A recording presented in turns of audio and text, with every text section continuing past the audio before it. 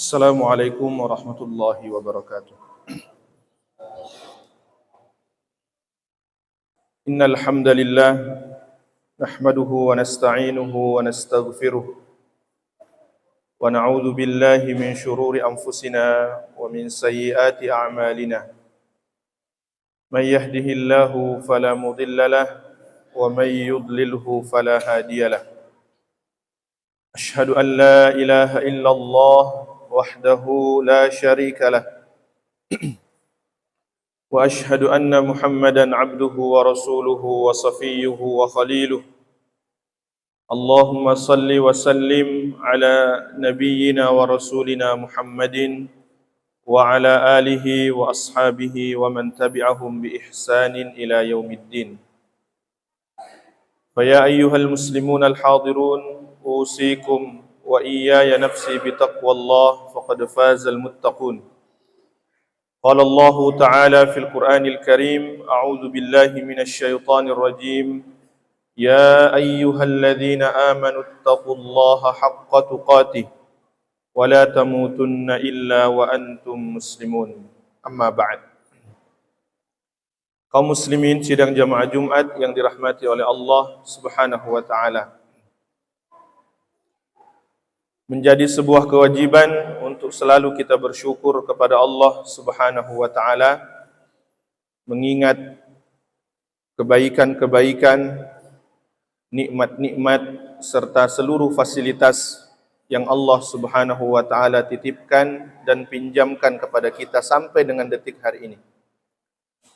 Di antara nikmat yang paling besar yang Allah anugerahkan kepada kita adalah diutusnya Nabi Muhammad sallallahu alaihi wasallam sebagai nabi yang membawa petunjuk dari Allah Subhanahu wa taala, sehingga setelah kita bersyukur kepada Allah, maka wajib pula bagi kita untuk selalu mengirimkan salam dan salawat kepada Rasulullah Muhammad sallallahu alaihi wasallam, karena dialah nabi satu-satunya yang kelak kita harapkan syafaatnya di hadapan Allah Subhanahu wa taala.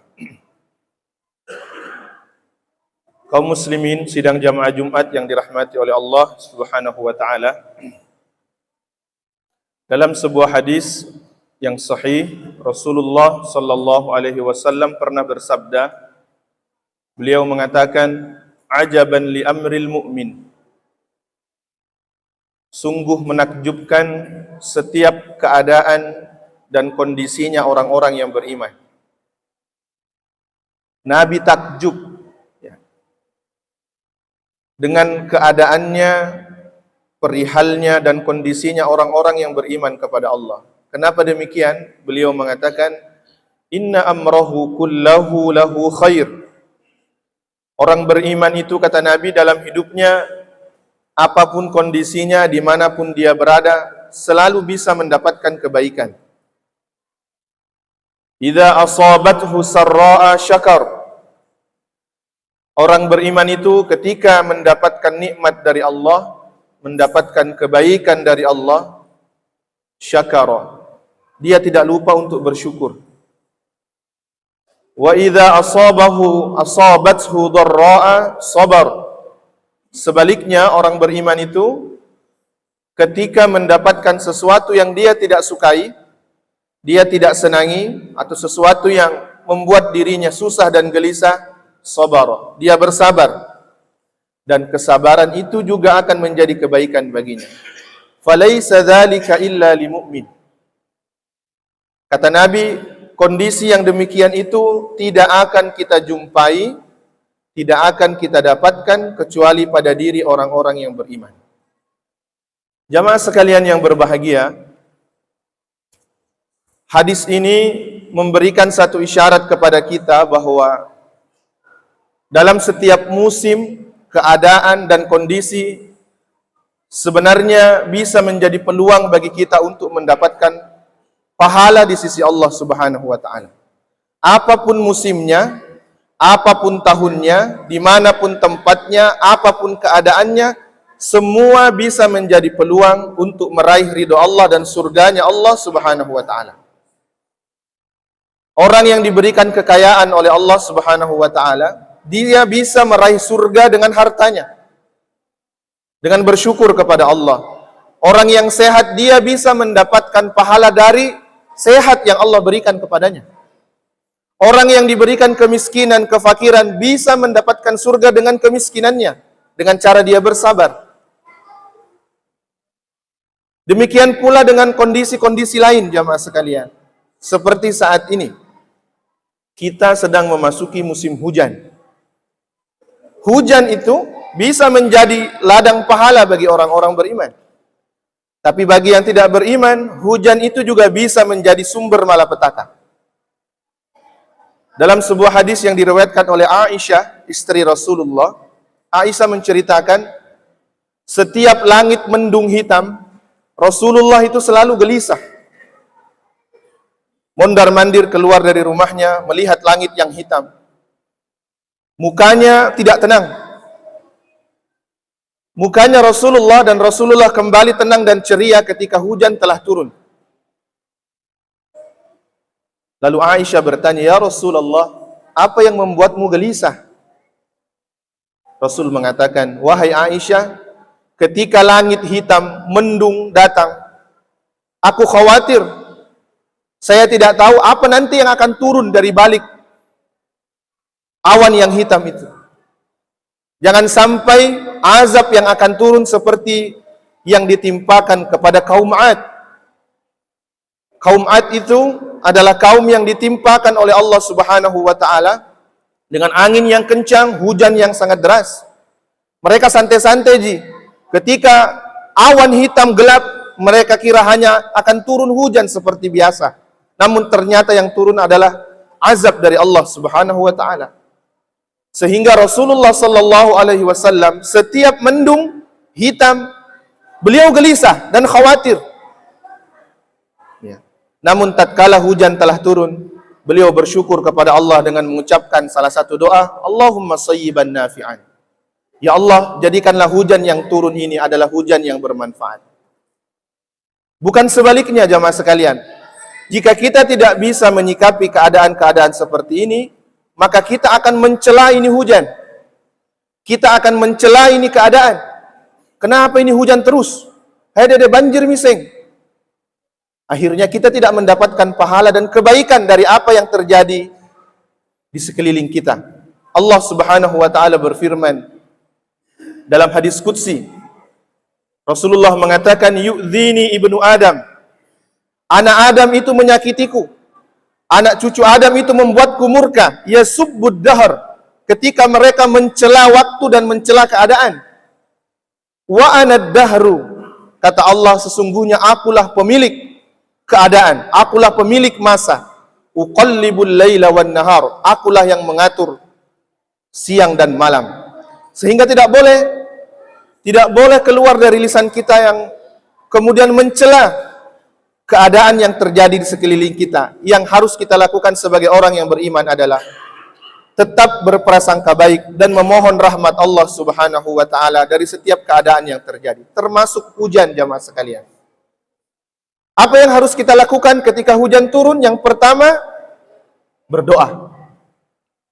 Ya, berdoa kepada Allah. Sebagaimana tadi Nabi ajarkan, doa yang paling pendek adalah Allahumma sayyiban nafi'an. Artinya, ya Allah, jadikanlah hujan yang turun ini adalah hujan yang bermanfaat. Kenapa? Karena ada hujan yang tidak bermanfaat. Ada hujan yang menjadi azab. Doa yang lain Nabi mengucapkan Allahumma sayyiban hani'an. Ya Allah, jadikanlah hujan ini adalah hujan yang menjadi penyejuk bagi kami. Bukan malah menjadi hujan yang membuat kami pusing. Ya. Ini perlu kita tahu, jamaah sekalian, agar setiap hujan turun kita amalkan sunnah Rasulullah sallallahu alaihi wasallam. Yang kedua, ketika hujan turun, Nabi sallallahu alaihi wasallam mengatakan salah satu doa yang tidak tertolak di sisi Allah Subhanahu wa taala adalah doa ketika hujan turun. Jadi salah satu waktu atau tempat doa itu mustajab, diijabah oleh Allah adalah ketika hujan turun. Jadi ketika hujan turun jangan hanya digunakan untuk tidur.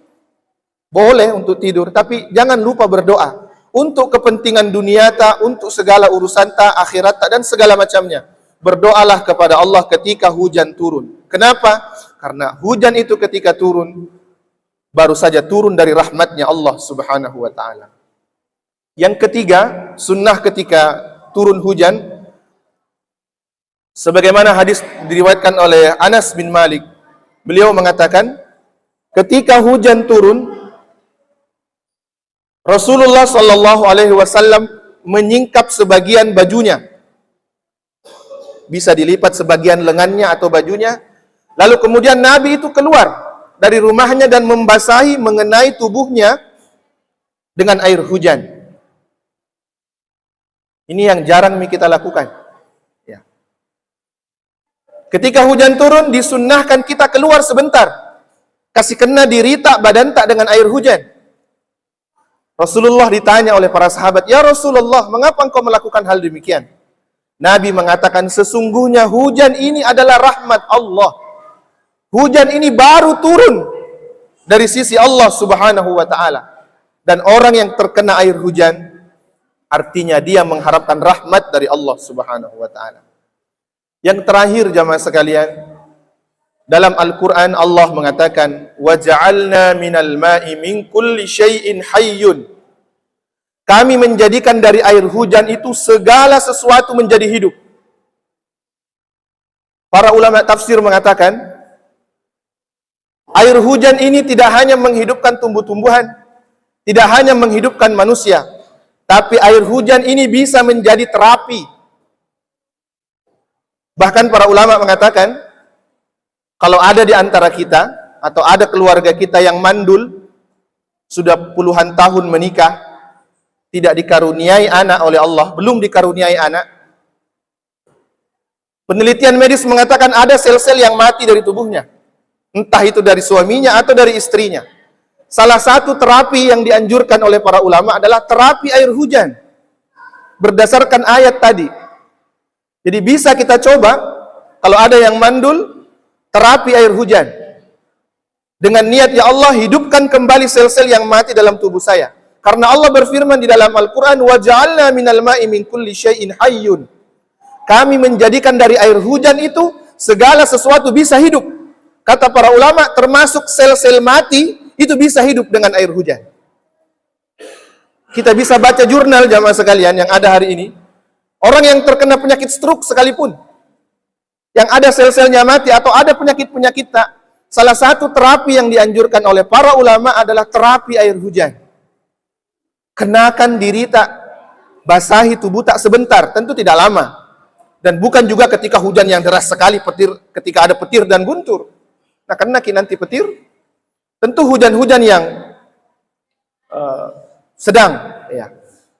Jadi salah satu terapi air hujan ini, menurut penelitian medis modern, itu sangat bermanfaat. Ya. Oleh karena itu jamaah sekalian, mari kita syukuri hujan yang Allah subhanahu wa ta'ala berikan.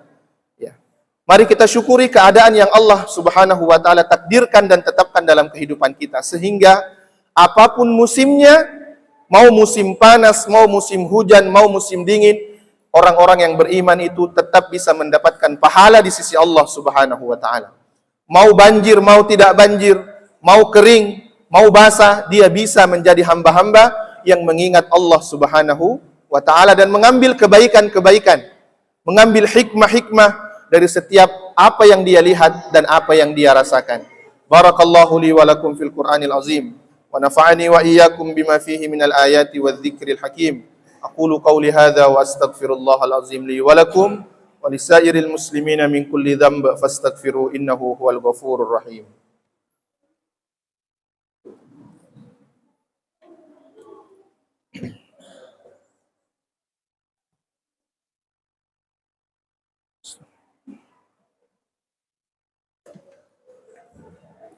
Alhamdulillahi ala ihsanih wa syukru lahu ala taufiqihi wa amtinanih. Ashhadu an la ilaha illallah wahdahu la syarika lah ta'ziman li sya'nih. Wa ashhadu anna Muhammadan abduhu wa rasuluhu ad-da'i ila ridwanih. Wa salawatu rabbi wa taslimatuhu alaihi wa ala alihi wa ashabihi wa ikhwanih. Amma ba'd. Kaum muslimin sidang jamaah Jumat yang dirahmati oleh Allah subhanahu wa ta'ala. Dalam Al-Quran Allah subhanahu wa ta'ala mengingatkan kita, wa asa an takrahu syai'an wa huwa khairul lakum. Bisa jadi ada kondisi-kondisi yang menurutmu itu buruk, menurutmu itu tidak baik, sesungguhnya justru sebaliknya kata Allah, di balik prasangkamu yang jelek itu ada kebaikan yang Allah berikan. Wa asa an tuhibbu syai'an wa huwa syarrul lakum. Bisa jadi dalam kehidupan kalian itu kata Allah, menurut kalian itu baik, sesungguhnya di balik kebaikan yang menurut kalian itu ada keburukan yang akan ditimpakan kepada kalian. Oleh karena itu jamaah sekalian, kesimpulan dari khutbah kita pada hari ini, bagaimanapun takdir yang Allah gariskan kepada kita, mari kita sikapi takdir itu dengan baik. Siapapun kita, apapun kita hari ini, mari jadikan kondisi kita, keadaan kita adalah keadaan yang bisa kita jadikan ladang pahala bagi kita, apapun kondisinya. Yang diberikan kenikmatan, mari banyak-banyak bersyukur. Yang diuji dengan musibah, banyak-banyak bersabar. Yang diberikan kesehatan, syukuri nikmat sehat itu. Yang diberikan sakit, bersabar dengan rasa sakit itu. Ya. Ketika musim panas, dia bisa bersyukur, bersabar dengan rasa panas itu. Ketika musim hujan, dia bersyukur dengan hujan yang turun itu. Dan apapun itu kondisinya, kita bisa menjadi orang-orang yang mendapatkan dan mengambil hikmah dari takdir yang Allah subhanahu wa ta'ala tetapkan dalam kehidupan kita. Mari kita berdoa kepada Allah subhanahu wa ta'ala, mudah-mudahan seluruh niat-niat baik kita, harapan-harapan kita dipenuhi oleh Allah subhanahu wa ta'ala, mudah-mudahan kesalahan-kesalahan kita diampuni oleh Allah subhanahu wa ta'ala, dan kebaikan-kebaikan kita diterima oleh Allah subhanahu wa ta'ala, menjadi kebaikan yang menjadi sebab rahmat Allah subhanahu wa ta'ala.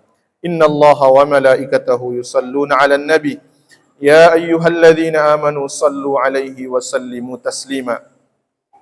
Allahumma salli ala Muhammadin wa ala ali Muhammad kama sallaita ala Ibrahim wa ala ali Ibrahim wa barik ala Muhammadin wa ala ali Muhammad kama barakta ala Ibrahim wa ala ali Ibrahim fil alamin innaka Hamidum Majid. Allahumma ighfir lil muslimina wal muslimat والمؤمنين والمؤمنات الأحياء منهم والأموات إنك سميع قريب مجيب الدعوات يا قاضي الحاجات. ربنا لا تزغ قلوبنا بعد إذ هديتنا وهب لنا من لدنك رحمة إنك أنت الوهاب. ربنا ظلمنا أنفسنا وإن لم تغفر لنا وترحمنا لنكونن من الخاسرين. اللهم آت نفوسنا تقواها وزكها أنت خير من زكاها أنت وليها ومولاها. اللهم اجعلنا من عبادك الشاكرين. اللهم اجعلنا من عبادك الصابرين. اللهم اجعلنا من عبادك الصالحين المتقين المحسنين يا رب العالمين.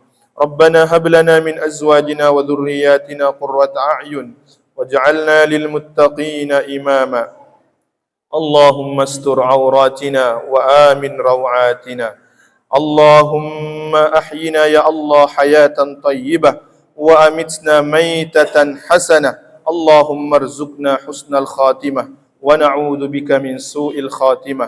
ربنا آتنا من لدنك رحمة وهيئ لنا من أمرنا رشدا. ربنا آتنا في الدنيا حسنة وفي الآخرة حسنة وقنا عذاب النار وأدخلنا الجنة مع الأبرار يا عزيز يا غفار. وصلى الله على نبينا محمد وعلى آله وصحبه أجمعين. سبحان ربك رب العزة عما يصفون وسلام على المرسلين والحمد لله رب العالمين. وأقم الصلاة.